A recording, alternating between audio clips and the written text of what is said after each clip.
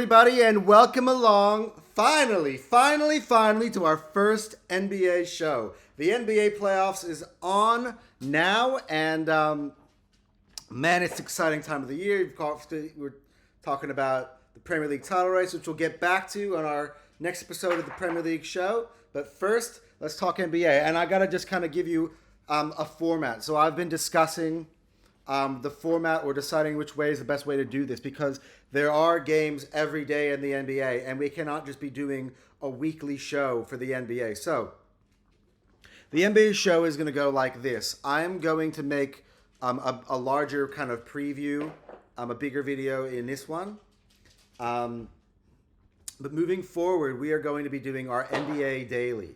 So at the end of every single day, I will be doing my raw reactions and analysis to each game and how I believe it's going to turn each and every series, the different events that happens in it.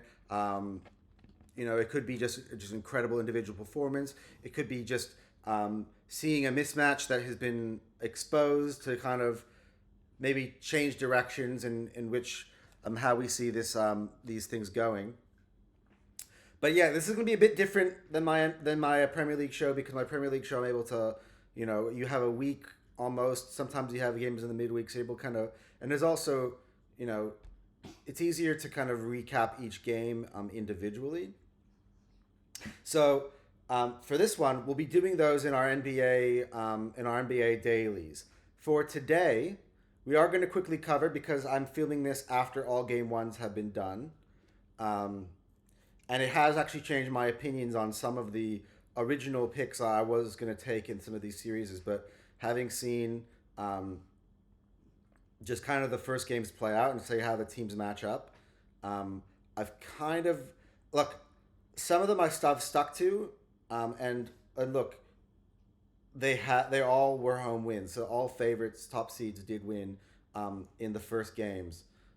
There were some upsets in there that I've actually kind of reconsidered. So we will go ahead. Why not? Let's just start, and we'll get right into all of this thrilling NBA playoff action. Before we get started, make sure you're hitting that like button. Make sure you're subscribing to Hotsport. We're going to have so much content coming out, especially in the next week or so.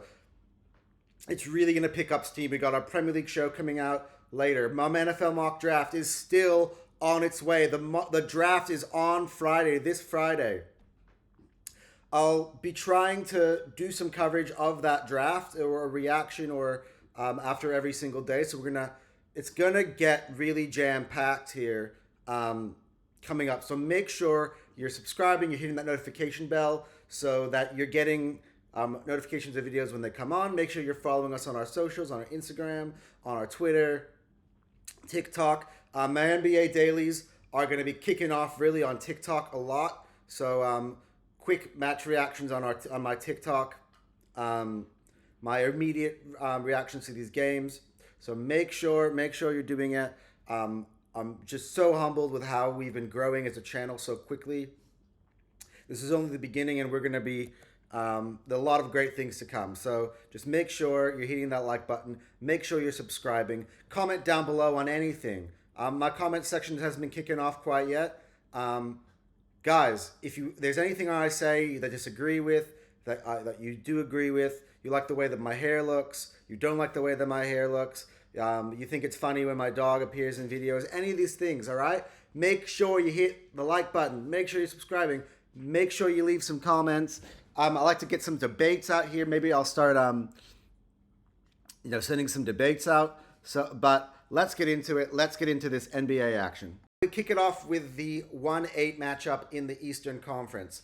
A bit of a background to this matchup. Obviously, with the NBA play-in setup, the Miami Heat had to play 2 play-in games to make it this far. The first, which they were basically looking really great on the road in Philly, and they were up big at halftime. But the 76ers came storming back, and they did come from behind to win that game. And also in that game, Miami Heat lost Jimmy Butler, which was, I think, a big blow to them. Because look, I thought if you really look at last year,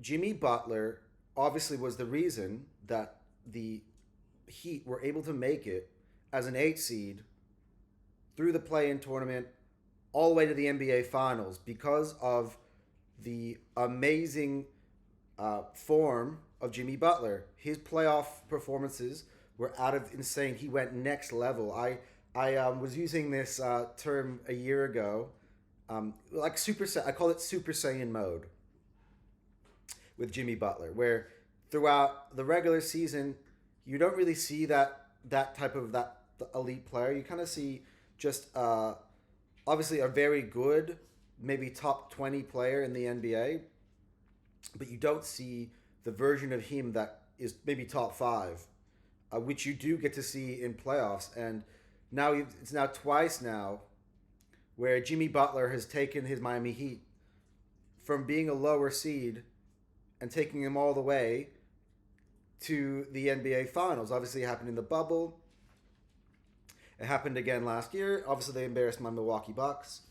And so, a few days ago, before the Jimmy Butler injury, I would have said the Miami Heat are just as capable of doing that again. It's become their formula. But I think eventually they need to understand that it's about sustained success throughout the regular season as well, to put yourself in seeding.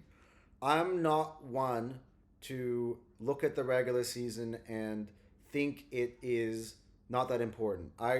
When you end up hitting to these playoff times, I'm always one that goes, you know what, this team is earned this seeding for a reason. Do not underestimate them. And there are a lot of analysts out there who kind of go for name bias of some teams with great players or some teams with some past success and go, well, this team will go in that team. And I believe in karma. And if you haven't taken your regular season seriously to the point where you are not even a favorite in the first round, you can't all of a sudden expect to make it all the way. It's a very rare. The Miami Heat were the very first 8 seed, correct me if I'm wrong, to make it all the way to the NBA Finals. So to think that they're going to repeat that again is insanity to me. And it happened last year with them. The Lakers almost as a low seed as well, pushed it all the way. But you can't be procrastinating in this league. I mean, look, again, last year showed that it's possible to procrastinate in this league. But I'm not a fan of it. So, look, game 1 happened between these two teams, and the way between the Celtics and the Heat, and I think look. So this is one of the ones that changed my mind. This was one of the ones that changed my mind by having seen this game. Look, the Boston Celtics have been the best team in basketball all year. They've been dominant. They've cruised. They've won 60-plus games this year. Incredible. I thought I wouldn't see anything similar to what the Golden State Warriors had done in years past, regular season-wise, with their win totals. The Bucks did under Mike Budenholzer, also 60-win season, and for me, those types of years are they're to be honored and to be spoken about. And when a team is able to compile a season like that, you cannot underestimate them or disrespect them. I actually think they should be favorites, the Boston Celtics, in every series that they play, including the NBA Finals if they make it there. They've just been an incredible team, and the things that they fixed in this offseason was, they brought in Drew Holiday to have that focal point at point guard. They brought in Porzingis for size, his ability, but also his mismatching on the outside. And so there was a time when people thought that you should take apart or you can't win with Jaylen Brown and Jason Tatum.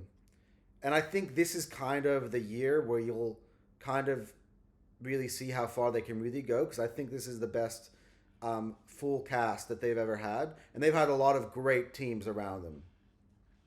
They've even had Kyrie Irving. There was that team a few years ago that beat us, um, and when they made to the finals against the Warriors.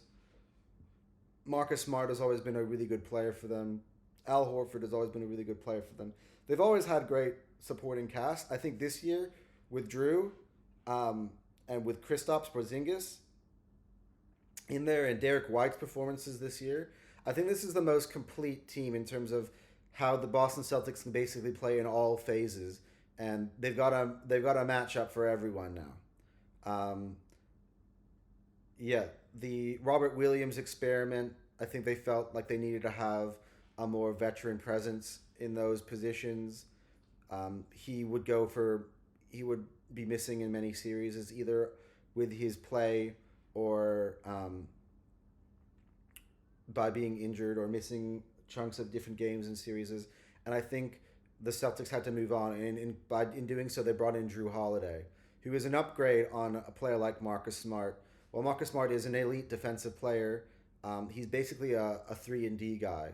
Drew Holiday has it all. Drew Holiday is the most elite defensive guard in the NBA, and he can also take over a game with his scoring, as I know from my Bucks. He was the missing piece that led us to an NBA championship, and he's also a great character guy, and he's a great leader in the locker room.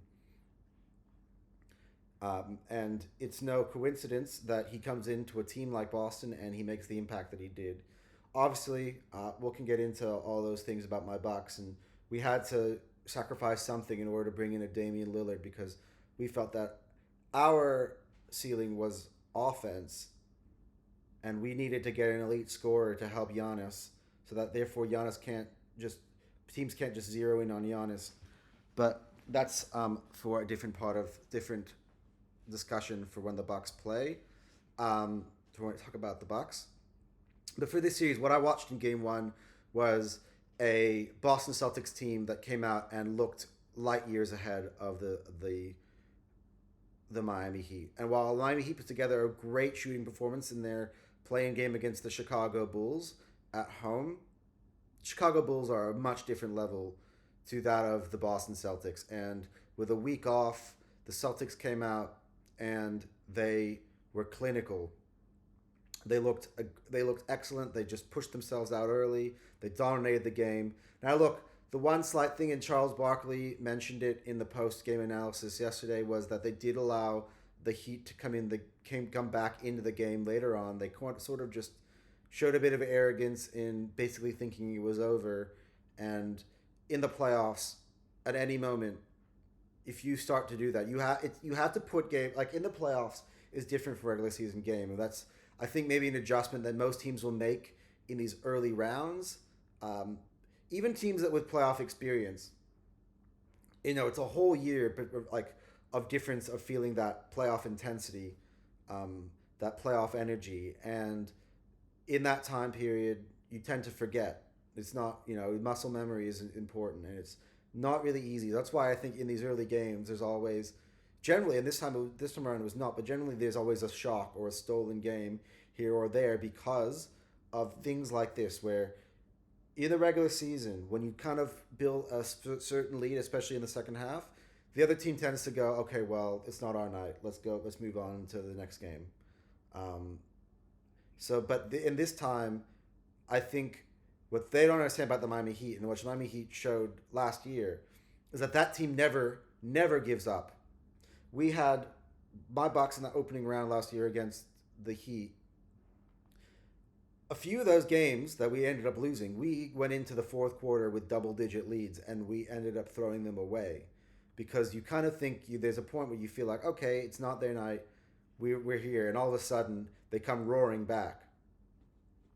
I think the Celtics are going to learn from that. If anything, it's an opportunity for them to have won that opening game, and then for them to also learn some lessons that they can adjust upon. My synopsis for this series is I do believe that the Miami Heat are not really much of a match for the Boston Celtics, especially without Jimmy Butler. If Jimmy Butler was in this series, it would add a different element. Um, that superhero like performances that he was able to put together in the playoffs is a very, very dangerous thing. But without him, I think the Heat look a bit rudderless and leader. I don't think Bam Adebayo on his own could beat the best team in the NBA as the best player. And I think games like game one, I think you kind of just saw right away that this was a mismatch. And this was really, even though it was a rematch of last year's conference finals, this was not, this time around really looked like a 1 versus an 8. And I actually think I see the Miami Heat being swept in this series by the Boston Celtics, even at home. I just can't see them taking any games. I just don't see any place where the Miami Heat have advantage outside of maybe the inside, where I would say Bam is probably a better player than a guy like Al Horford. Um, but outside of that, unless Miami catches fire in one game where they shoot really well at home, which could happen, so it could be a 4 or a 5. But my bet would be that the Boston Celtics do win this series in a sweep. Talk the 1-8 matchup in the West, and it is of course the Oklahoma City Thunder, who had just an impressive, like a season that I didn't really expect from them. 57 win season. Shai Gilgeous-Alexander this year has transformed into just an all NBA talent. Um, they've obviously got a lot of their first round picks in there: Giddy, Holmgren, Williams. This is a team that I think the kind of the Thunder imagined when they traded Westbrook and Paul George to get all the first round picks that they were able to accumulate. And they go up against the Pelicans team that obviously, just like Miami, had to go through the play-in, and also just like Miami, lost their best player. And Zion Williamson's injury could be something that was costly, because the way, as great as the Thunder have been this season, the postseason is something different. And I kind of felt like maybe if had they had maybe gone up against a more experienced opponent, maybe a team like the Suns, maybe a team like the Lakers, maybe a team like the Mavericks, that they could have been undone. I do think, however, the situation now here for that number one seed, this is the best possible situation they could have had, which is a Pelicans team that is obviously missing Zion Williamson. However, that being said, off the back of seeing that first round for game one, the Pelicans are going to fight. They're going to fight to the end. They're going to make it. They're going to make it difficult for OKC. And I think I let my point kind of land here about the Thunder is, as great as they've been, this is still a very young team without much experience in the playoffs. So as a number one seed, this is probably the number one seed that I would, in over the past years, that I kind of would have felt that is the easiest to kind of overturn, due to the fact that a lot of these teams out in the West are very experienced playoff teams. They just tend to be here almost every year. Either experienced playoff teams or teams with experienced players in the playoffs who have won championships or have made deep playoff runs and have been part of teams that have made it deep in the playoffs. And so, obviously, it's a much different type of game. The crowd is more intense. The referees tend to swallow the whistle, so you don't get as many any cheapy foul calls. They tend to let the game play longer, but it also gets more physical, and there's more desperation, and the pace of the game is more intense. Sometimes, but by intense I don't mean quicker. The game slows down. Defensive teams lock you up on defense. They have an entire series to look at you and to be able to kind of put you under the microscope and try to expose your weaknesses. In the NBA playoffs, especially against great teams with great coaches, they will expose those weaknesses, and that's why I look. I think it's going to be interesting to see. Like it's kind of like a wait and see thing with OKC because obviously you don't win 57 games for a reason, and I just mentioned that before talking about the Celtics. Is that I am a massive respecter of regular season compiling great regular seasons and you being rewarded for the effort that you put in that regular season. I think you it's sort of the first step you got to take if you're going to go from where OKC was, which was not even in the playoffs a year ago, to become like the playoffs, one of the worst teams in the NBA, right? To suddenly becoming the best team in the NBA. You need that season where you really take that regular season really seriously so that you give yourself some great seeding and you give yourself some confidence and you get your players playing at the NBA level really more consistently. So this is kind of, I do feel like they're kind of ahead of schedule here, the Thunder. And I don't really know if they're really the best team in the West, although they are the number one seed. They are incredibly talented. They're incredibly young as well. Um, but I think a Pelicans team without Zion, it was probably the best matchup for them. Now I'll go back to what I saw in the first one. I thought that they were incredibly evenly matched, and the Pelicans could have won that game. Um, it was also just a very very good defensive struggle on both sides. I thought they both played some great defensive ball, so I think this is going to be a very interesting series. Um, I mean, CJ McCollum matched up with Shea Gilgeous-Alexander was really fun yesterday. I thought CJ has kind of taken his team, put it on his back in Zion's absence. Um, and I also think that Brandon Ingram, he didn't really have a great game one, but I think he also could step up. But I also ultimately don't believe the Pelicans have enough talent um, without Zion at this moment in time to beat the Thunder. I think this is a first round win for the Thunder. I think we're having to have a different conversation with them when it comes to how they advance in later rounds. So, for instance, they would play the Clippers or the Mavericks. I imagine, look, we're going to get into the preview of that, but I would be very interested to see how they cope with that type of series.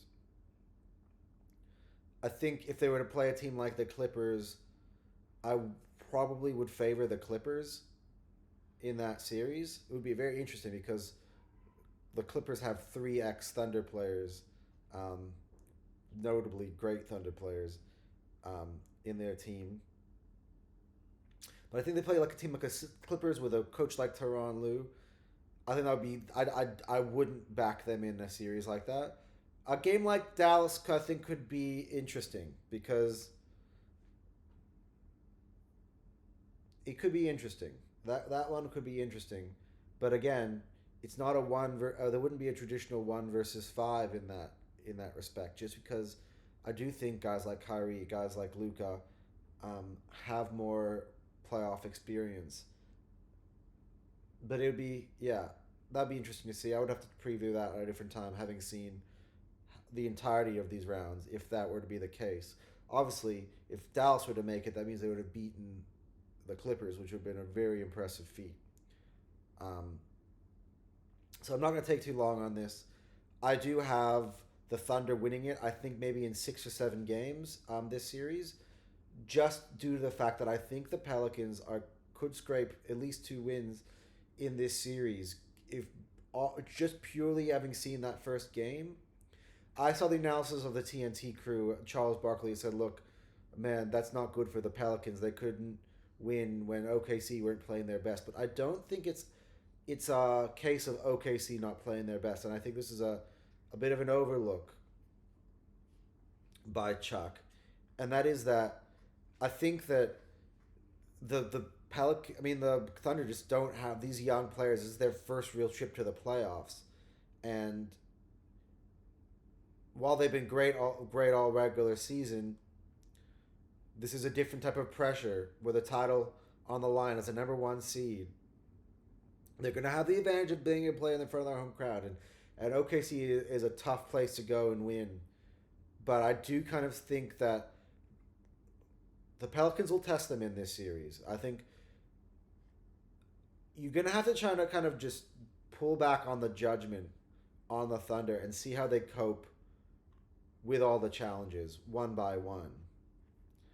I don't want to be a hater. I'm not that type of person. I don't hate even on teams that are rival teams of mine. Like as a Bucks fan, the Celtics are a rival team of mine. I also just said that they clearly were the best team all year. So I'm not going to be hating. I'm just going to be perfectly honest kind of on my analysis.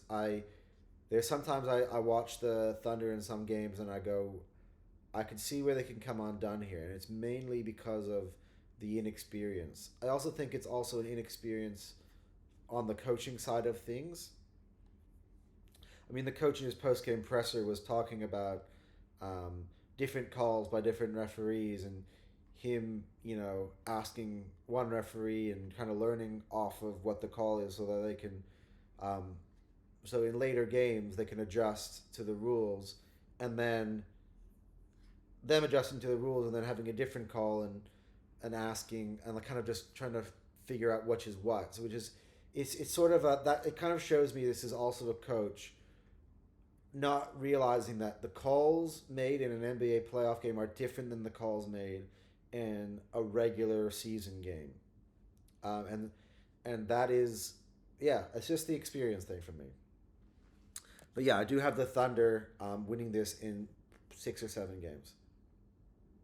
Discuss the 2 versus 7 matchup in the Eastern Conference, and one of the funner series I believe will be in this first round, and one where I think I might more controversially share my opinions.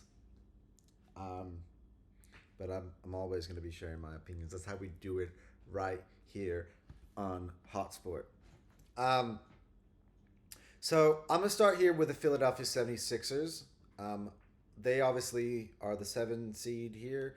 They got there by beating the Heat at home, and they're playing the Knicks. So the 76ers had to come from behind against Miami to make it to this matchup to begin with. They've been missing Joel Embiid most of the year, obviously. They lost James Harden at the start. They had just a tumultuous off-season, having to deal with James Harden, who eventually ended up with the Clippers. There's also been a resurgent year, a breakout year for Tyrese Maxey, who has become one of the NBA's most electrifying, exciting young point guards in the NBA. And look, he did not disappoint, especially in this first round, where he definitely played his part, scoring 33 points in the opening game against the Knicks. But my question here for the 76ers lies with Joel Embiid. And I know 76ers fans probably don't want to hear this, but as talented as Joel Embiid is, I just don't know if he's equipped for the postseason. I don't believe he's reliable. His track record would suggest that. And I don't believe he's an MVP of this league, although he was last year. I don't think when it comes to the biggest moments, I don't think he's a champion player with a grit, put this team on my back, I'll get you to the promised land sort of mentality. I think he always tends to fold when things get tough. And every year I just see a player who just is just in the postseason, is never able to rise to the occasion, or he's injured. And he's been injured most of this year, and he did come back late on in the year. And again, he had another injury scare in the play-in game, and Stephen A. Smith highlighted that he wasn't really 100%. He had another injury scare where he missed many periods of this game one, and I just kind of see a similar pattern with the 76ers. And they either kind of have to, if they're going to win this series or do well in the playoffs, they're going to have to kind of lean in on the Tyrese Maxey game, on the Kelly Oubre game, on the Tobias Harris. I don't know. Tobias Harris has been struggling this year and he didn't do well, but on the Kyle Lowry. Kyle Lowry, of course, being an NBA champion, being well experienced playing in the Nick Nurse's system. I'll lean on those guys a bit to create and let Joel Embiid kind of settle in. Because if they're expecting to lean on Embiid on his with his injury problem here, I think you gotta kind of just let him settle in to the series and not necessarily put the ball in his hands at the most crucial period of time or expect for him to be at his best, because I just don't think he's at his best. He did score 29 points in game one, and look, I don't want to shit on Joel Embiid completely because he is obviously one of the best players in this league, and he's one of the best regular season performers we've had, and he's probably the best. I mean, second best center in the NBA. Obviously, Jokic is the best. He is an elite talent, but the thing is, it's more about, for me, what I worry about is what's going on up here. Is that I don't see like the ultimate competitor in him, which is what I worry about, and I think and it's kind of the problem they've had, regardless of how many different coaches they've tried with him. There's always been a ceiling, and he has big games and he does put in big box scores, but in terms of in the game, in the moments of the game where you need him the most to step up and really put his stamp on the game and say, look, I am the best. If some people think he's the best player in the NBA, I think he's far from it. But if he is what some people think he is, he needs to make you know it. He needs to be able to show you he is by far the best player on the court. And when I watched this first game, I thought Tyrese Maxey is the future of the Philadelphia 76ers. I think he embodies Philly. As an Eagles fan, there's an embodiment of what it means to be a Philadelphia athlete. That's probably, if I want to put my criticisms of Embiid, put my finger on it, I don't see him as a Philadelphia athlete. That Rocky mentality, that toughness. And when I see Tyrese Maxey, I see an underdog. I see a guy willing to get better.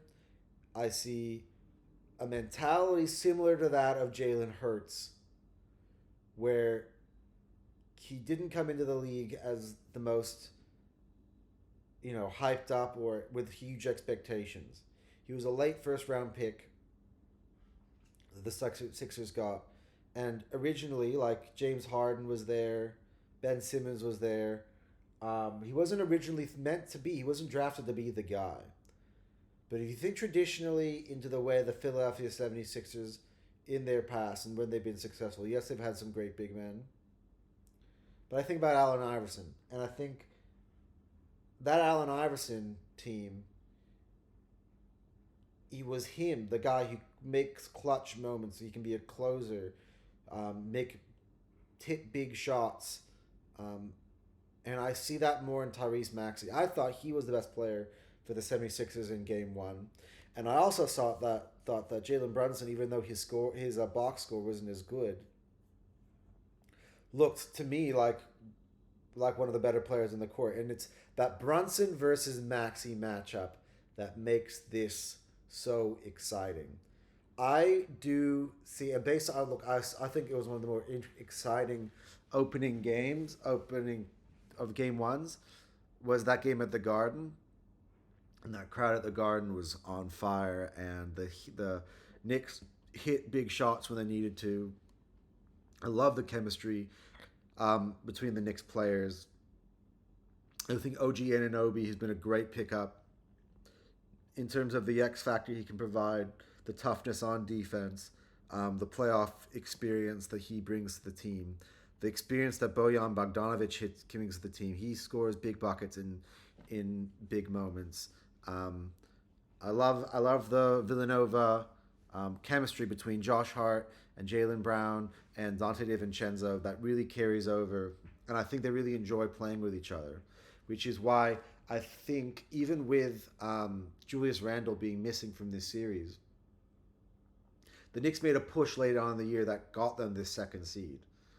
And they are on a real hot streak right now. I think they're really confident. I actually have the Knicks winning this series in 7 games. And look, I don't want to just make this a hate along on the 76ers because it's not a hatred of the 76ers. I want to make that clear.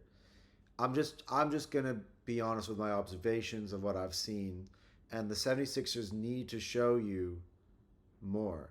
And I think potentially next year, if they can have a good off season and they can acquire some good players and kind of change the team to be more of a Nick Nurse looking team in terms of personnel wise, I think the 76ers best shot, I think, for a deep run will be next year. I just think this year has been too chaotic, too up and down, back and forth. You know, the James Harden situation, Embiid being injured for as long as he was. They needed to be able to have a settled squad that can and to expect a playoff run out of this squad. I just don't think they're ready for it. I think they're kind of limping into this situation. Look, a fully healthy 76ers team is a top 4 team in the East. I just don't think this is what you're looking at right now. I think they need to make some changes to their roster, and I think they need to kind of assess whether Joel Embiid is the way to go. As harsh as it is, and as much as they love him, when a team has reached a ceiling, you have to kind of reassess and change your plan. A player like Joel Embiid can bring in a lot in return, if, for instance, in a trade. And you've seen even with Harden being out and with Embiid being out, the Tyrese Maxey has really turned into an all-pro. And I think he's capable of being that leader of that team, and you got to kind of build the 76ers team in Tyrese Maxey's image. But I think the Knicks, I think they play great team basketball, and they play great. They play great at home, and I've seen them for many times this year. And I think, look, they made it past the first round into the second round last year. Then they ran into that Miami Heat team that kind of took everyone apart. I wanna see the Knicks in a series against Milwaukee, because obviously I'm a Bucks fan, and I'll keep talking about it. But I kind of want to see how they deal with that. I think their postseason starts there. While this will be a 7-game series of, I think, really good back and forth basketball. I think there's a chance even that the Sixers could even steal a game at the Garden. But I do also think the Sixers are just as capable of blowing games at home. And this is going to be a very exciting back and forth. But it's about who steps up in the close moments, because I think it's going to be close games. And who hits the big shots in the big moments. And the Knicks did in the first game. And Maxey did as well. He hit some big shots. Lowry hit some big shots. So I think it's those type of players that the Sixers need to lean on to take the pressure off Embiid, because Embiid obviously is a great player and he's going to contribute, and he's going to get you easy buckets. He's going to be the bulk share amount of like the player who gets you across into that. Let Embiid be the player that sets you up for that final finish and put the ball in Maxey's hands. At the moment, I just trust the players on the Knicks to make the shots in the crucial moments right now. I think there's obviously not one outstanding player, but there's a many it's a greater team overall. I think there's a greater chemistry. I think there's a disjointedness about the 76ers, an inconsistency about the 76ers. At the end of the day, I think that's why the Knicks will win this series. But it's going to be really fun to watch. And look, if Joel Embiid is as great as he says as he should be, or people think he is, he's he's going to have to step up and win this series, even though he's not 100% health. Because look, he makes it out of this round, and we're having a very interesting conversation. He'd be playing in the next round against the Bucks team or against the Pacers team. And yeah, I just kind of want to see how he gets through this. My thing is, as I've said it before, and I'll end this matchup preview with this, is that he just, I think this is the postseason. I think you can give him an excuse, but they're gonna have to probably build a stronger core of players around him, not including Maxey. I think they're gonna have to maybe switch Tobias Harris out for someone. But yeah, I think that he's gonna have Embiid's basically just gonna have to show you that he's the player that he is. Otherwise, but if he fails, I just think it's kind of what you expected from this year, and the Sixers wouldn't have come into this year with great expectation, and I think they fall short in the opening round here. But I think it could be a 7-game series. I see it going back and forth. They could win 2 or 3 games in this series, the Sixers, for sure.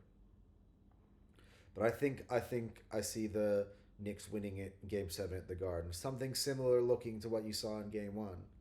But at the end of this series, because I just think Brunson, even last year, was clutch in some of these postseason games. He has proven to become one of the most consistent clutch shooters in the NBA right now, under the radar. He just gets better and better every year, and I think he's really just come into his own as a New York Knick, and he's really the leader of this team, and he's just got ice in his veins. So that's my prediction at the Knicks going through at the end of this 2-7 matchup. Get into what I believe is going to be one of the more fun matchups in this opening round of the NBA playoffs, and that is the defending champions, the Denver Nuggets, the 2 seed against the 7 seed, the Los Angeles Lakers. Now, I was just mentioning the Lakers in terms of the Thunder, as if the Lakers were to have become the 8th seed. Because actually, originally, I actually was thinking for the Lakers to their path to the NBA, through the NBA playoffs, given their situation, it probably would have been better for them to have maybe lost the Pelicans game, because obviously they weren't favorites originally in the Pelicans game, but obviously with what happened to Zion, and you have the pure experience of LeBron James and the performance that he put on, they ended up winning that game. But I actually thought almost that being the 8th seed would have been better, because they would have got to play OKC, and then I would have picked the Lakers to beat OKC, and then they would have got to play the Clippers in the next round, which they have obviously, have a big rivalry and have a great history of success against them, which would have put them back right where they were in the last year in the Western Conference Finals, probably against the team that they're playing right now. So I think by being the 7th seed, though, I think it kind of changes the outlook kind of on where the Lakers postseason would have become. It's as silly as it is, you do always kind of want to win your basketball games, but I did kind of saw when I didn't want to see them win that first game. As someone who has a soft spot, as a LA boy, I grew up when I was a kid. Before I moved to Milwaukee, I was originally a Lakers fan.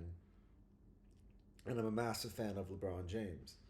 So they're my favorite team in the Western Conference. So I always kind of want to see them be successful. I want to see obviously LeBron be successful and add to the legacy um, that he has as probably, in my opinion, the greatest player of all time. You can have that debate as much as you want. I'm a LeBron guy in that debate, and maybe we'll do a different video later on. Maybe I'll bring on a guest so we can have fun talking about the LeBron Jordan debate. But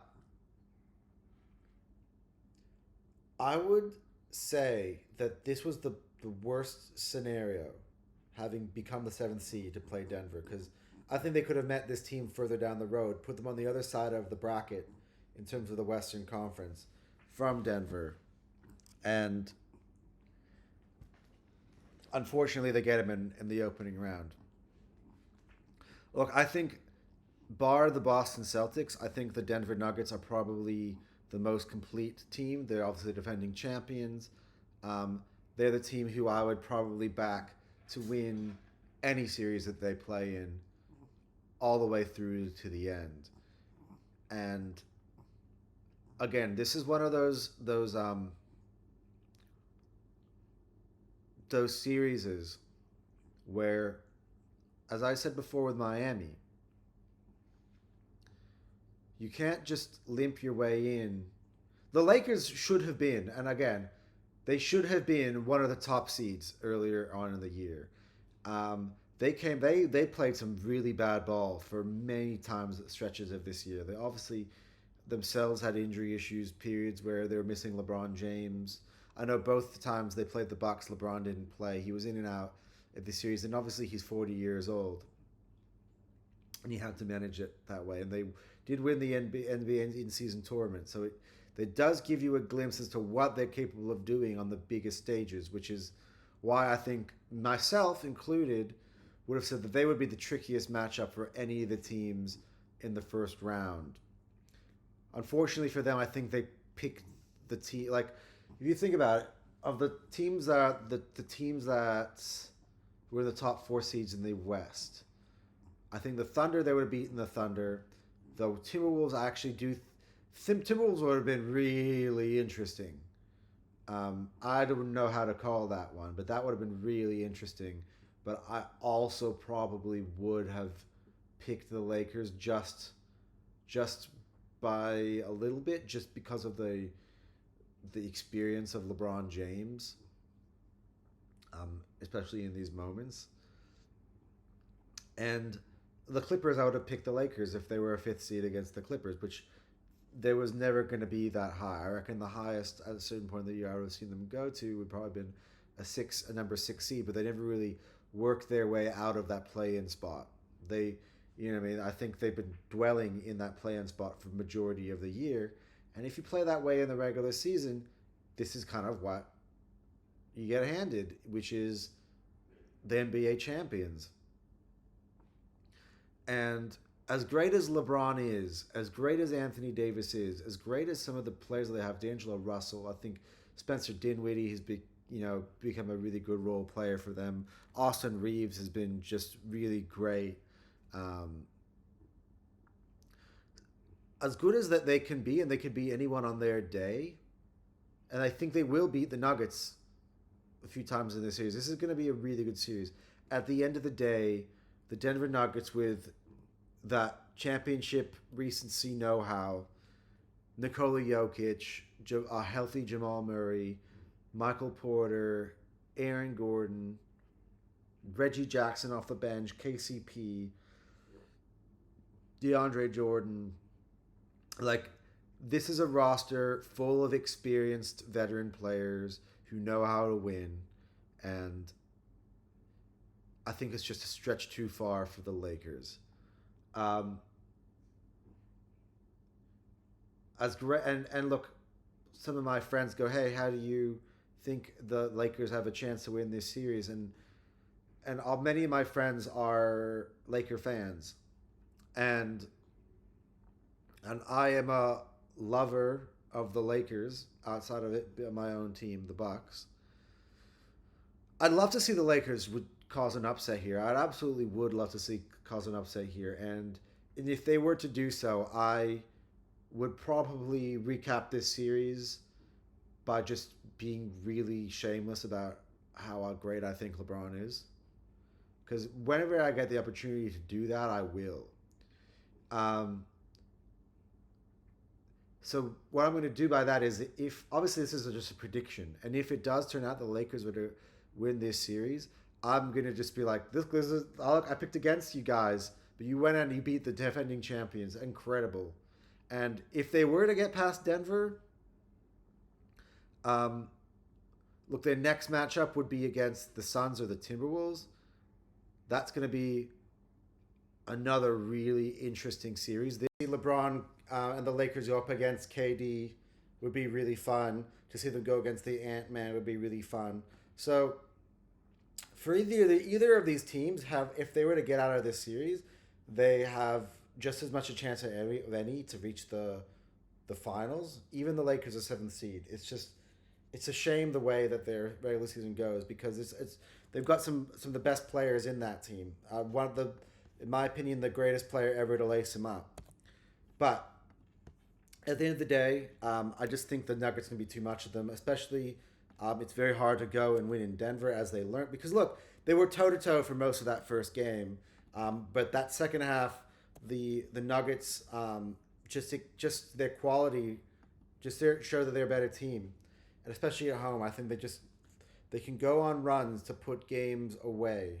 So the way I see this series going, as I have Denver winning it in 6, and I think the Lakers can get a couple. I actually think I kind of see it being like this, where the Nuggets go 2-0 up, the Lakers get 2 at home, the Nuggets kick game 5, and then the Nuggets come back in game 6 and win it in LA.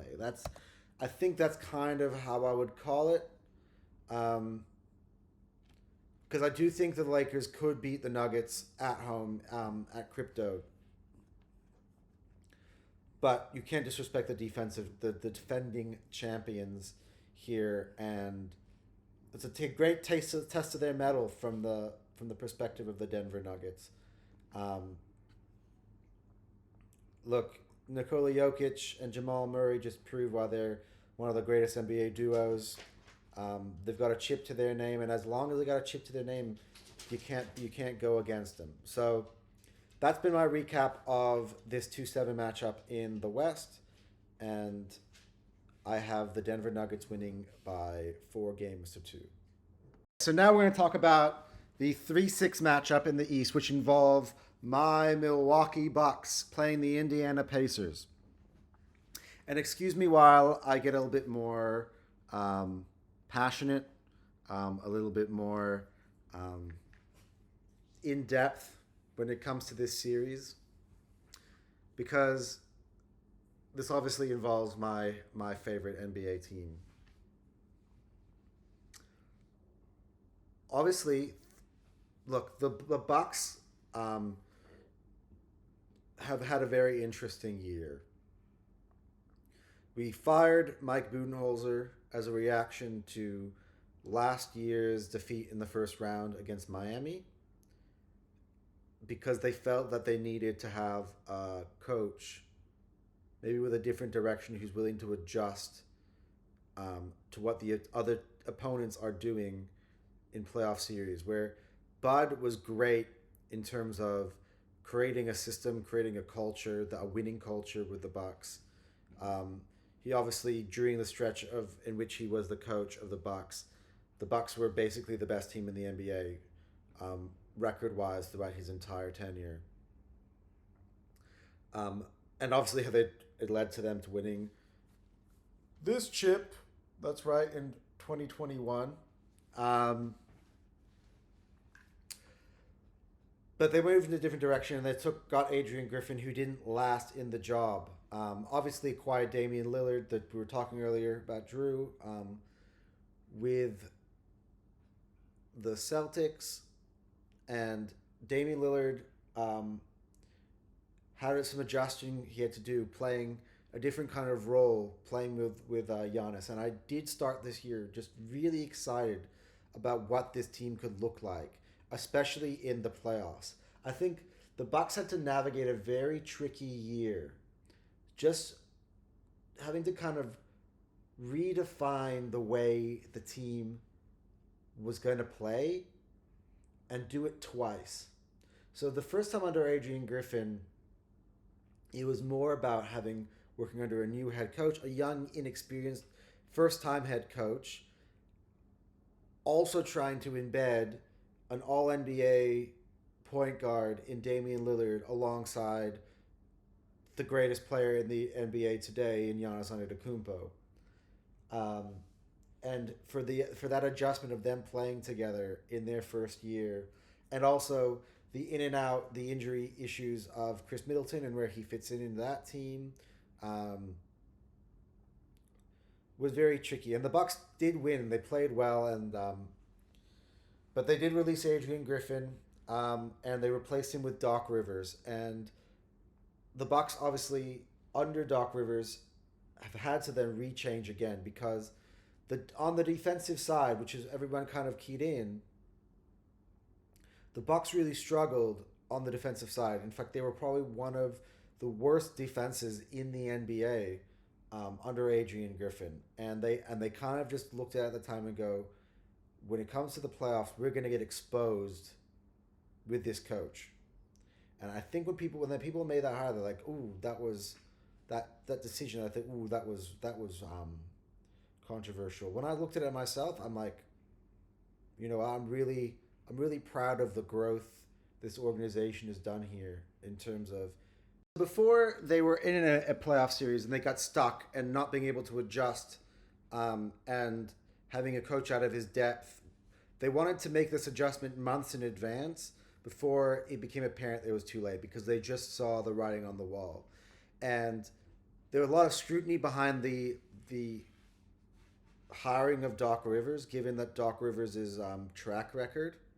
And I've gotten into many Twitter battles with many fans of the 76ers. And they're trying to warn me, "Oh, well, you'll see with Doc."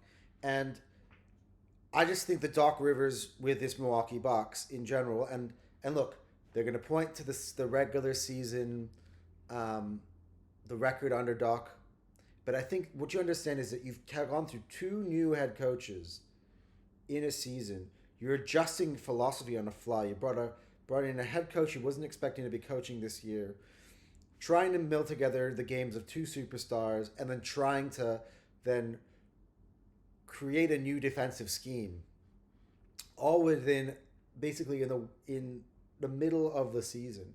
He came in on a West Coast road trip, and it was tough. And the Bucks struggled, and I think at one point, I just think this whole time, and I think this is where the record becomes tricky with the Bucks in that second part of the year, because they obviously do end up. They went from kind of being in it to try to compete with Boston for the first seed to really falling away and basically becoming a third seed, when they thought that second seed was secure as well.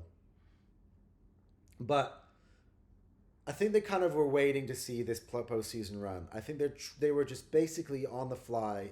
It was like a training session in front of the cameras in the stadium against all the other NBA teams. They're trying to flush out all the different scenarios, flush out the weaknesses, and lean on the strengths. And then in the middle of that, you had Chris Middleton in and out of the team. He didn't come on until much later. And I think it's just they realized that with the team that they have, once they're able to get into a 7-game series, that's always been the focus. It's the reason why they hired Doc in the first place. And that was really the job title for him was get this team into position to be a top seed in the playoffs. But I want you to make a difference in the playoffs. And I know people call him a choker in the past, but I don't believe he's ever really taken over a championship winning culture already. The best player in the NBA, a killer in Damian Lillard, and just an overall really connected unit Bobby Portis's, the Brooke Lopez's, the Pat Connaughtons, the Patrick Beverleys who brought in. They're all role players who are willing to commit to the role that they have in their team, and that's why I think that's what really the Bucks team is about, and what led them to the championship they did, which was just a bunch of guys who are really proud of the roles that they play. Guys who come off the bench are proud to come off the bench. And I thought, look, a lot of people underestimated us. I think a lot of people go, well, look, they're struggling at the end of the year. This team looks awful. Then Giannis got hurt, which I should mention. He had the calf injury, and he's still on his way back, and he may not even feature in this series. There's still no timetable for his return yet. It has been said that they do expect him back at some point in this series. But yeah, you look at the people looked at Giannis being out, and they go, this is a team, they're not going to make it out of the first round. Again, Doc's a choker. 76er fans were hoping to get us in the first round. Miami Heat fans were hoping to get us in the first round. Pacer fans were hoping to get us in the first round. And for me, I was just like, look, you guys are just underestimating this team. You really think, even without Giannis, you're forgetting about Damian Lillard. And look, talking about the Pacers, before I go just too far ahead on the Bucks, because I tend to get carried away on that. They've had an excellent year, and they've had Tyrese Halliburton has really become one of the stars of the NBA. And they played one of the most exciting basketball styles, basically best on offense but worst on defense. They are lightning face, up, back, and forth, and the Bucks struggle with them this year. They also don't know. This is a team that doesn't know when to quit. They never throw in the towel. They give you effort from top to bottom. They're a very tricky team to play, and I think a lot of people, including myself, and I'm just gonna be honest. While I was just saying that, I in my head, having seen the way they played out with the Pacers, I was worried about this series, especially without Giannis. But what Game 1 showed me was, David Lillard was on one, and the crowd at Pfizer Forum, the playoff intensity, I don't know if it was something the Pacers were ready for. I think playing the Bucks team that was sort of trying to find itself throughout the regular season and the play-in tournament was a Bucks team that was searching for their identity, and I think that's the best way to kind of put it. I do think now the Bucks have found their identity, and I think they've known for a while. They've put it kind of in reserve so they can be able to put it into practice. I think they've been practicing playoffs scenarios for a very, very long time. And I think this is kind of where their season really kicked off, where you really can start to begin to see the Bucks team that you really expected to see from them at the start, which was one of the favorites for the championship.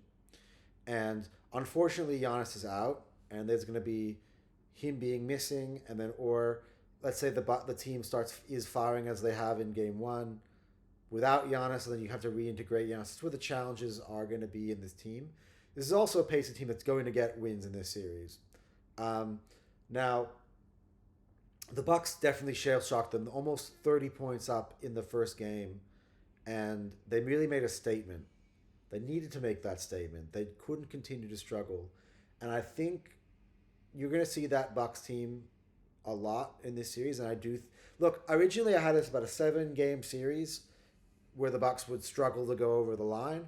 I did contemplate at times maybe having the Pacers winning, but then I thought of before what the game showed is similar to what I was talking about with OKC, and similar to what we'll talk about a couple of teams later on in this video. Playoffs and dealing with playoff pressure, dealing with the intensity,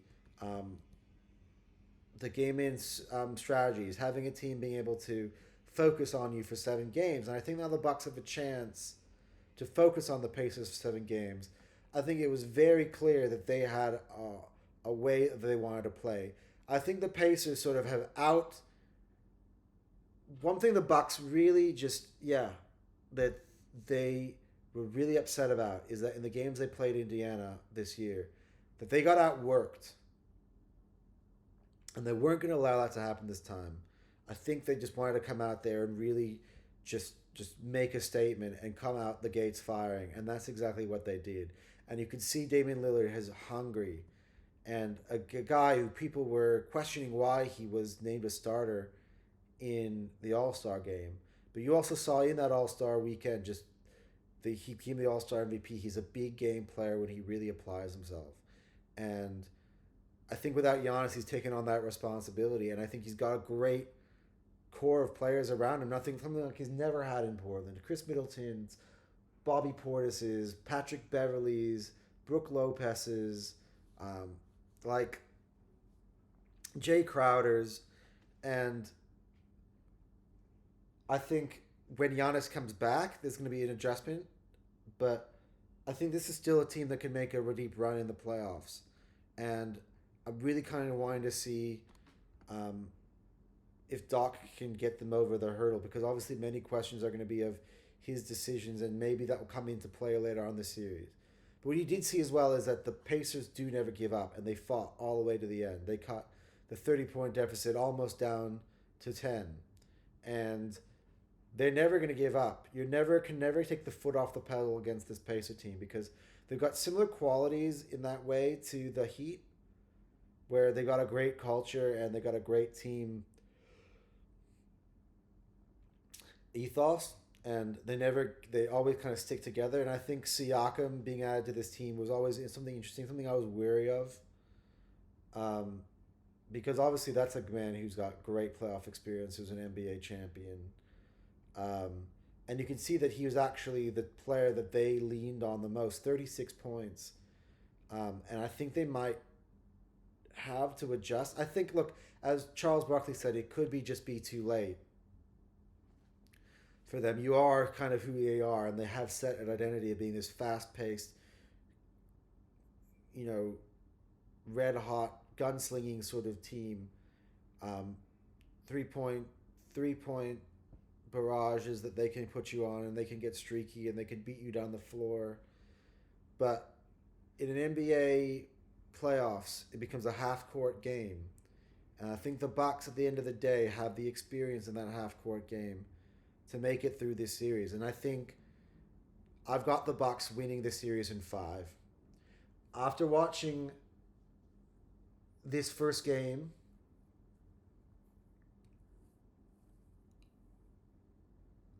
I think, will it be in 5? I might change that. 5? No, 5. Look, I just think that the playoff experience is a big thing, and I think eventually Giannis will come back. I think the Pacers will find a way to win a game.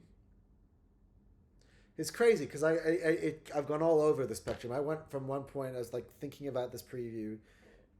Oh man, we could be in trouble here. The Pacers have had our number. This is really not a series we want to be in. To being like, no, you know what? I think people are underestimating us. I think, and then just remembering who Damian Lillard is, and man, he put on a show. And I think that first game kind of give you a glimpse into where this series is going to be. The Bucks were dominant for many, many stretches, and were in control of that game. And that second half Pacers is kind of the version you're going to see when they do win a game in this series, which I think won't come in to maybe around game 3. The way I kind of see it, and like I could be totally wrong, I think you might have a game 1 the way it was, a game 2 that's a bit closer because there's a response from the Pacers, but still the Bucks win. I think it might be a clutch Damian Lillard fourth quarter versus a clutch Damian Lillard first half. That the Bucks get over the line and hit big shots late to take it. But I think that eventually the Pacers do get it in game 3. I think Giannis comes back in game 4, and I think the Bucks take control of the series in game 4 and bring it back to Milwaukee and close it out in game 5. That's what my gut kind of tells me will happen in this series. So, I have the Bucks advancing in my in my preview of this series by 4 games to 1. One of probably the most excited series of this first round, and that's the Minnesota Timberwolves, the 3rd seed against the 6th seed, the Phoenix Suns. Um, Firstly, I want to start just talking about the first game, and then we'll move on to how I think the series can um, go on, and just sort of just how I would analyze both of these sides. I think the first game kind of followed the pattern that I believe would happen, and I'm going to outline kind of um, as I keep on this preview, which was um, this is a team. These are both teams with many different playmakers in the primes of their careers. Um, Anthony Edwards is just starting to hit the peak of his powers, and he's really just starting to live up to that number one. And he is making huge plays and dominating ball games on the biggest stages. And he, for me, has just had put together just an incredible season. And this is not something that is gonna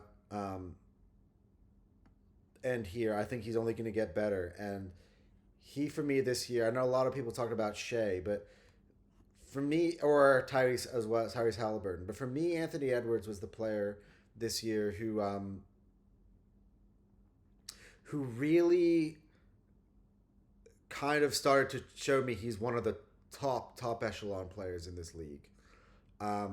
He's the one who's got that grit, that dog in him, that can pull a team together. He can ignite huge long runs, and he's got a great cast of players around him. I mean, the man who was the franchise player, Karl Anthony Towns, and Rudy Gobert is one of the best defensive players in the NBA, and Mike Conley, a veteran ahead, and Jaden McDaniels, and Naz Reid, and Kyle Anderson, and Alexander Walker, all really good players who understand their roles. And they've been so good this year and so fun to watch this year. And I think especially when they play at home in front of their home fans, that crowd in Minnesota, as they showed, can just go absolutely nuts. And they have the ability to put together runs, especially at home, that could make them a very tricky team to deal with, because you kind of have to stick with them. If you let the Timberwolves go on these sort of runs, you could almost kiss the night goodnight, because they have that ability. And the Suns had it close for many times for a lot of that first game, until basically in that second half they lost control of it. And Anthony Edwards was the catalyst for that. But here's to where I see the Phoenix Suns. And I see the Phoenix Suns as a team who could cause a lot of problems in this playoffs if they were to make it past the Timberwolves. Obviously, you've got Kevin Durant, who's one of the clutchest players, and he's one of what I was just talking about, Anthony Edwards, one of those players who just, he's got the bit between the teeth, and he never gives up, and he comes back off from defeats, and he comes back with the fire in his eyes. And he's a very tough player to beat over a 7-game series. Devin Booker is a player who has led his team to an NBA Finals appearance and led his team to a very consistent win totals over the last few seasons, basically since that first run to the finals.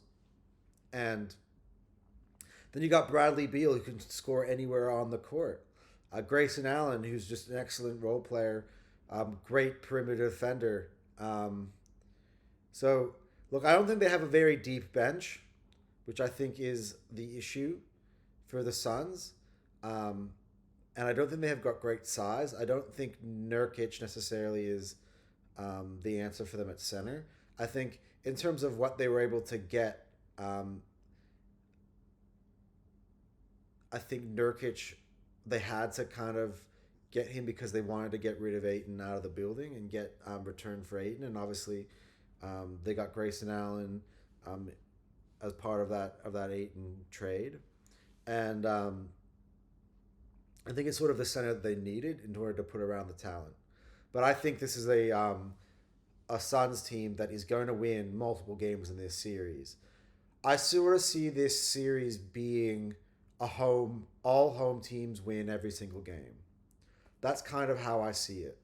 Um, I think the Timberwolves are going to win a closer game in game two. And I think that the Suns are going to win two games at home to come back to tie it. I think the Wolves will go win game five. I think the Suns will force game seven.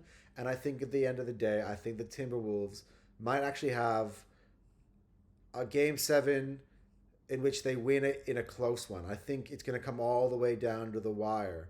I think the more that the Suns pick up wins in this series or figure out kind of what they're dealing with, I think that the Suns can make it close. The problem, the biggest mismatch that I noticed in this game is the size that Minnesota has in terms of Towns and Gobert. And for Nurkic really to be the only post presence for the Phoenix Suns is a problem. And I think that's kind of why I have the Timberwolves winning this series. But it's a very tough first round challenge, I think, for Minnesota. It's also just as tough of a first round challenge for Phoenix. So I think I have one of these teams potentially taking it to the Western Conference Finals.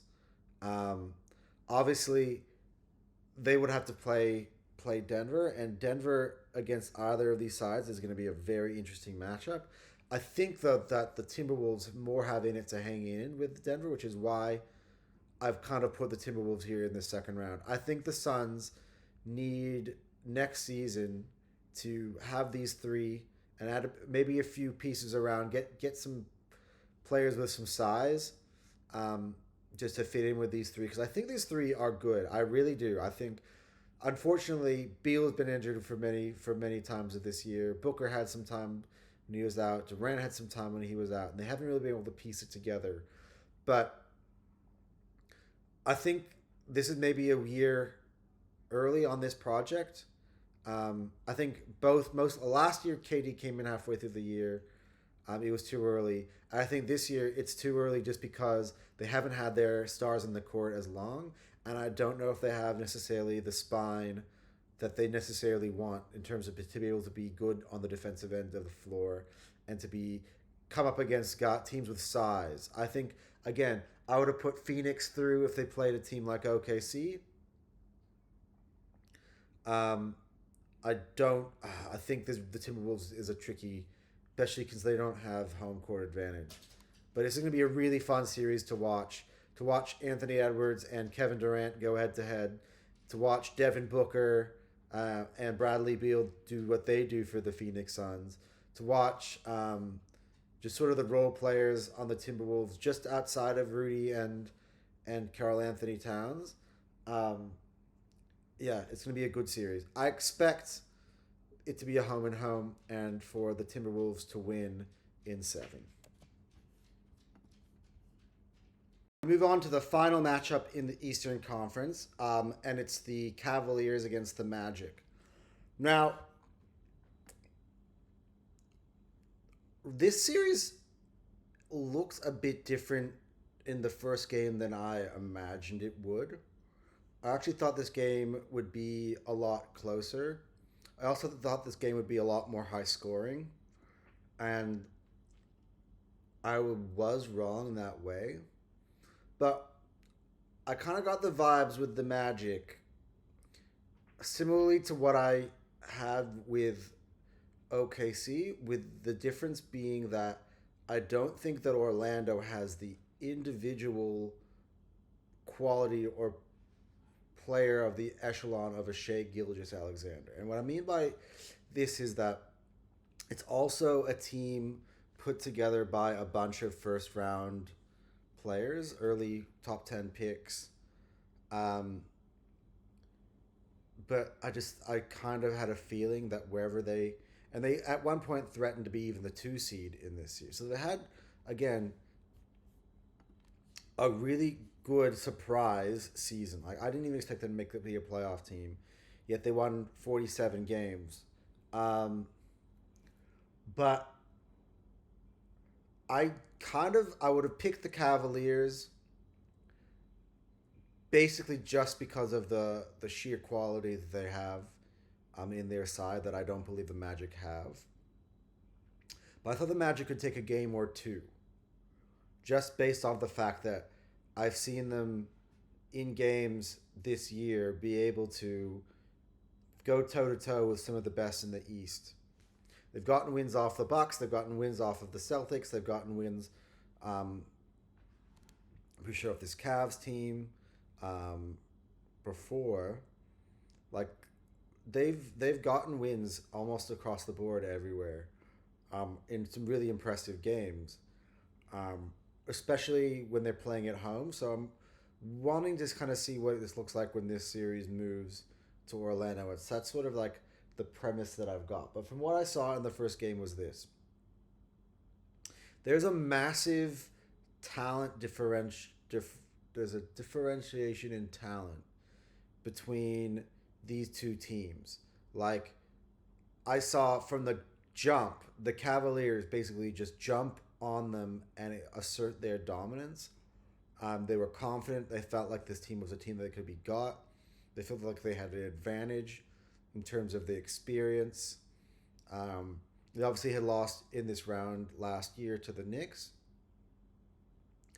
And I feel like they knew this was an opportunity, that the opponent that they had was an opportunity for them to really kind of dominate a series and really gain some confidence. And the sheer individual brilliance of Donovan Mitchell was on display. And he really just. This was the first opening game of the playoffs, this one. And he really set the tone. He dropped 30 points. He just looked like he was everywhere and everything, but he's not just that. The chemistry, especially the ball movement on offense, was really smooth. The way he worked with Jared Allen was really good. Darius Garland, his impact on the game as the backcourt mate, just yeah. Strus, for instance, like opened the scoring with a three right off the bat. Like you have guys like Karis LeVert, guys like Evan Mobley, and I feel like there's just a talent differentiation between these two sides. I think there's a gulf in quality, and I don't know if there's enough of a sheer all NBA level player on the Orlando Magic that can really. Like Banchero obviously was an all-star this year and thoroughly deserved to be, and I think and again, put 24 points in game one. But I just think, similarly, like to some of the other players, I was talking about Chet Holmgren with the Thunder, I just think that it's a first trip to the playoffs, and it's a really different thing. Like they go away to a Rocket Mortgage Fieldhouse that is absolutely going off, and the crowd, the noise, everything is really overwhelming. And I felt Orlando especially at the beginning, very overwhelmed. They got themselves back into the game, but then they continued to kind of just feel like the moment was too big for them. And I'm not going to take too long in analyzing this series because I kind of just feel like I know where it's going to go. And that is, I just think that the Magic. Okay. I think it's either going to be a sweep or the Cavs are going to win in 5 games. This is the caveat, because I want to see Orlando play at home when they're in their comfortable environment and when they got the crowd on their side. Because they've got some big victories at home this year against the better teams in the East. I just want to see if they can have a performance like that at home. I mean, because It's interesting. I do just kind of think like similarly when I was talking about with Boston that just sometimes when the quality is there, it's just that's just one team is just way better than the other, and they can consistently grind out wins. Not just grind out is a bad word. It's more like they can just impose themselves on the other team. I reckon my feeling is this: if Orlando win Game 3, there is a possibility this series can go longer. That they could like be like, okay, we've kind of figured out the feet here. Um, let's stick into this. But I also see Cleveland at least winning one game in Orlando, just based off what I've seen in the opening game. And I kind of see a similar domination from Cleveland at home in the second game. And I see if Orlando doesn't win game 3, I think that they get swept because I just think that they feel like, damn, we even came home here and they still took it to us. Like, and when a team like that inexperience goes that deep of a hole, like, who do they turn to in order to win 4 games in a row? Like where do they get that spark? Where do they gain that advantage? And I think at that point they just feel like they'll kind of be like, look, it's an uphill battle to climb, and that's kind of when I think Cleveland will have killed them off. I think even after 3 games, if they get that. However, a Game 3 win for Orlando could lead it to be maybe a 6-game series, but I'd still back, even if Orlando won Game 3, I'd still back Cleveland in Game 4 and then in Game 5. So I'm going to say it's going to be a sweep. And that's my gut feeling, is that this will be a sweep. Yeah. I just from what I saw, I just don't see any difference makers on the Orlando Magic.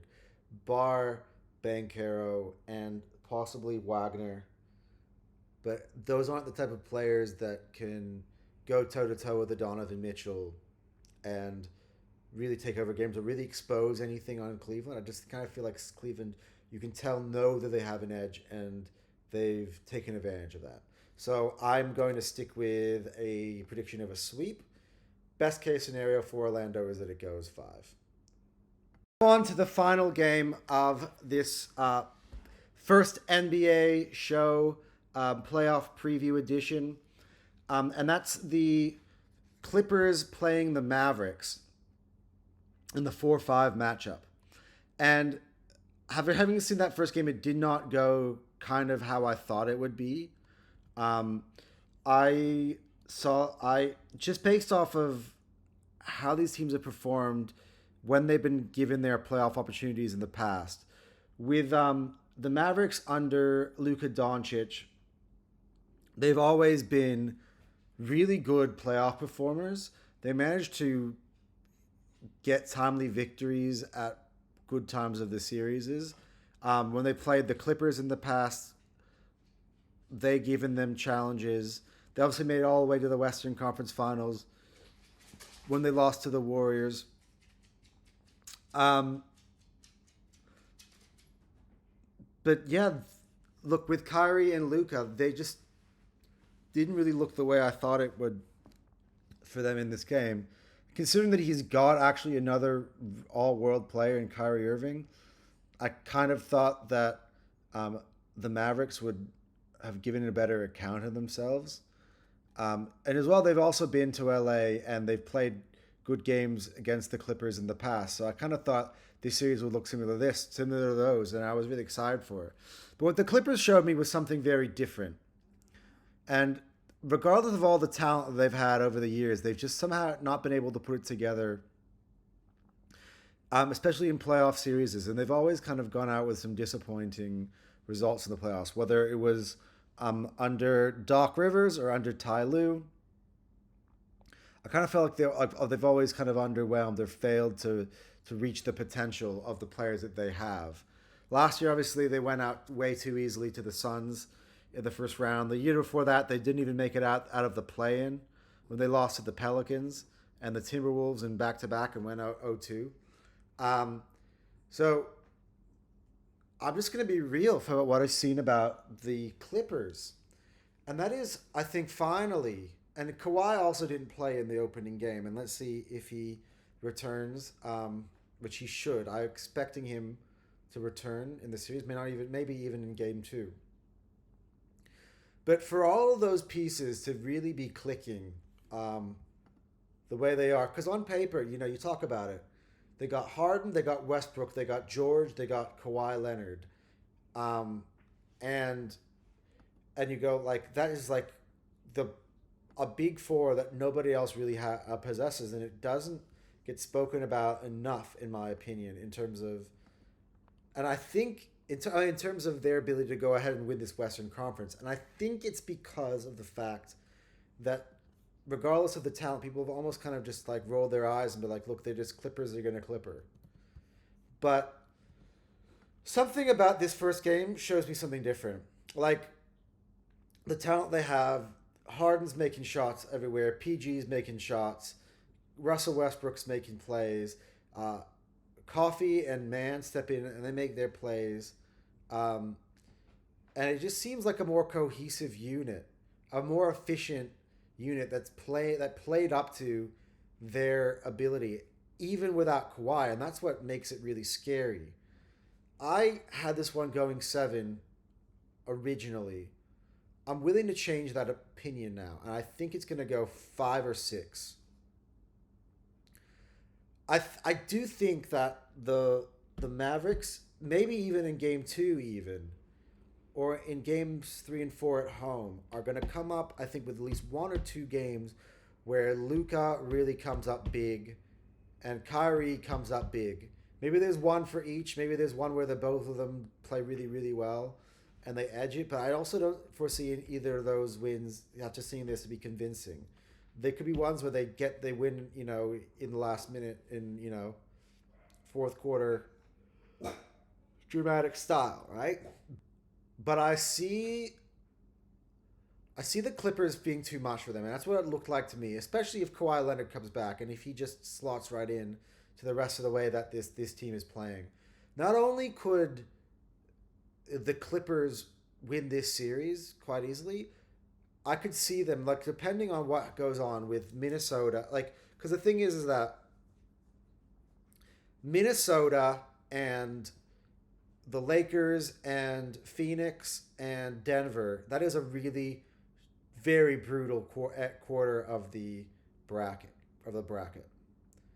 And I think the Clippers would win this series and they would easily back themselves. I think this version of the Clippers, I think OKC would get overwhelmed by. And I think that they could really be a test for whoever comes out of that cauldron, that Lakers, Nuggets, Timberwolves, Suns cauldron. And I think I'm almost gonna stick my neck out and here say that I actually expect the Clippers to make it all the way to the Western Conference Finals, with a shout of finally making their first Finals appearance. Because I might be wrong, but there's something about this Clippers group right now that tells me that they're finally got together. Like, there's a difference between this Clippers group the one that I've seen in the past. This one reminds me a little bit more of the version from the bubble before they blew the lead to the Nuggets. Like when they went 3-1 up against Denver, this reminds me of that version of them, but I think a bit better. And this is gonna sound bad because I'm a Bucks fan, and I hope Doc Rivers does well for us. But I think a better coached version of that too. I think Tyronn Lue is doing an incredible job.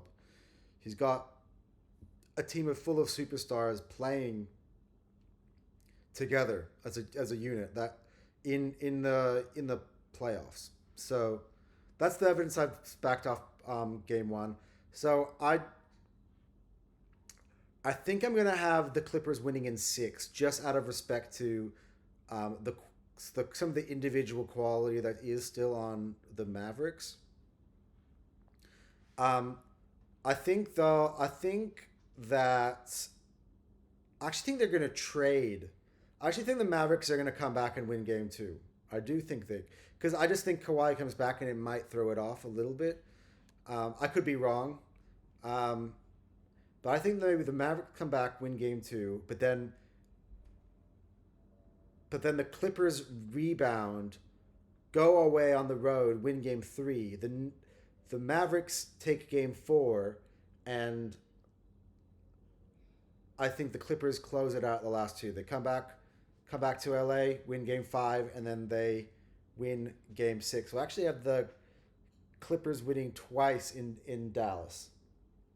Yeah, that's what my gut tells. I think the first game performance by the Mavericks isn't indicative of what you're going to see the rest of the series, because I do kind of believe that there will be games where Kyrie and Luka go off, or especially at home, but maybe even as a reaction in this second game.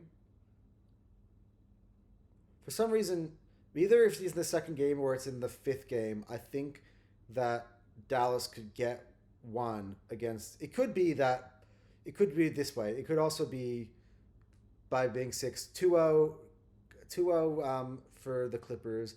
Then the Mavericks get game 3. Then the Clippers get game 4.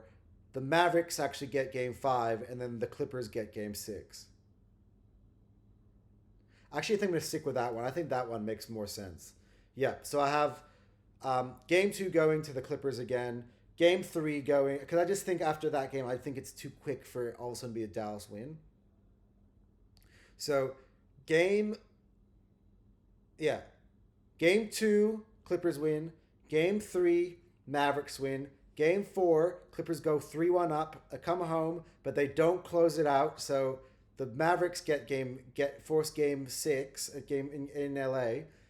And then in game 6, the Clippers go on the road and they stun the Mavericks and end the series. That's what I think it's going to be. But it's going to be. I think this is going to be a fun series too. Most of these Western Conference matchups are really fun. I think I'm really looking forward to seeing the rest of all these series, barring possibly Cleveland and Orlando. But the rest of them look super fun. So I'm really excited to see how this goes out. Anyway, that has been my first ever NBA Daily. Not NBA Daily. My first ever, spoiler alert, my first ever NBA show. There aren't going to be many. We might do one NBA show per week, but every day I'm going to keep you, give you my live reactions with the NBA dailies, starting even today. So I'm going to release this video, and then later I'm going to release my NBA daily, because today we have game 2 of the Cavs and the Magic, the Sixers and the Knicks, and the Nuggets and the Lakers, which you'll get my reaction to those games at the conclusion. But for now, take care, goodbye, and I'll see you guys later. A Premier League show is coming up, an NBA Daily today, so it's going to be a lot of content being pumped out for you today. Enjoy.